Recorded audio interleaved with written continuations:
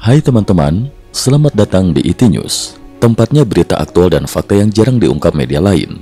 Yuk dukung kami dengan cara subscribe, like, komen, dan share, supaya lebih banyak orang tahu apa yang sebenarnya terjadi.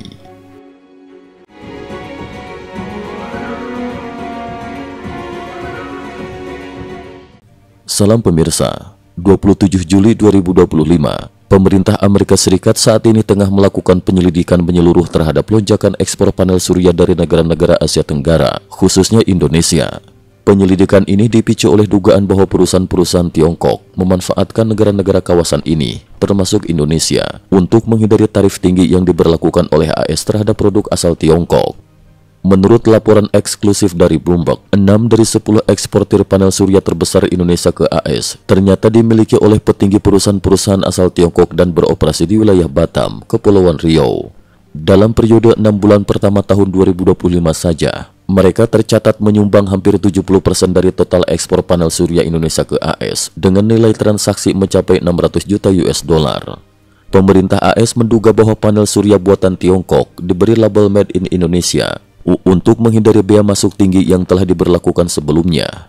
Gugatan telah diajukan oleh produsen panel surya dalam negeri seperti First Solar dan Mission Solar yang menuduh adanya praktek dumping serta pemberian subsidi tidak adil oleh pihak-pihak terkait. Jika tuduhan ini terbukti, maka tarif tambahan akan segera diberlakukan terhadap produk-produk yang terbukti melanggar aturan perdagangan, ujar seorang pejabat dari Departemen Perdagangan AS yang enggan disebutkan namanya. Namun tantangan utama yang dihadapi oleh pihak otoritas adalah menentukan secara pasti apakah produk tersebut benar-benar diproduksi di Indonesia atau hanya dirakit ulang dari komponen asal Tiongkok untuk mendapatkan status asal negara yang berbeda. Pemerintah Kota Batam melalui juru bicaranya menyatakan bahwa mereka belum menerima pemberitahuan resmi dari pemerintah AS terkait penyelidikan ini. Meski begitu, pihaknya menegaskan bahwa seluruh proses perdagangan dan ekspor yang berlangsung di Batam berjalan secara transparan dan sesuai ketentuan hukum. Fenomena alih jalur produksi seperti ini sejatinya bukan hal baru. Sejak lebih dari 1 dekade lalu, perusahaan-perusahaan Tiongkok sudah mulai memindahkan fasilitas perakitan dan produksi mereka ke negara-negara Asia Tenggara seperti Vietnam, Malaysia, dan Thailand setelah AS menaikkan tarif impor terhadap produk Tiongkok. Akibatnya, negara-negara tersebut kemudian menjadi pengekspor utama panel surya ke pasar AS. Namun pada 2024 lalu, AS kembali menaikkan tarif impor hingga mencapai 3.521% sebagai bentuk proteksi terhadap industri dalam negerinya.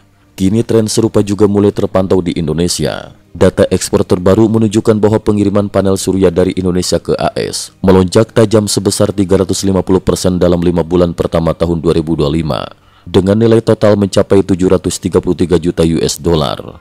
Negara lain seperti Laos dan India juga memperlihatkan pola peningkatan ekspor serupa, sehingga turut menjadi sorotan dalam penyelidikan AS.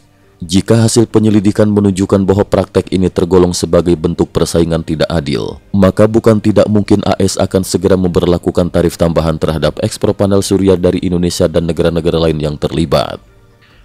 Penyelidikan ini bisa berdampak luas terhadap dinamika rantai pasok energi terbaru global, sekaligus menguji komitmen negara-negara Asia Tenggara dalam menjunjung prinsip perdagangan yang adil dan transparan. Cukup sekian dulu, terima kasih atas perhatiannya. IT News juga memiliki channel di platform kancing.com. Mohon kunjungan dan bantu subscribe agar bisa mengikuti perkembangan dunia tanpa batas. Terima kasih. Link kancing ada di dalam description.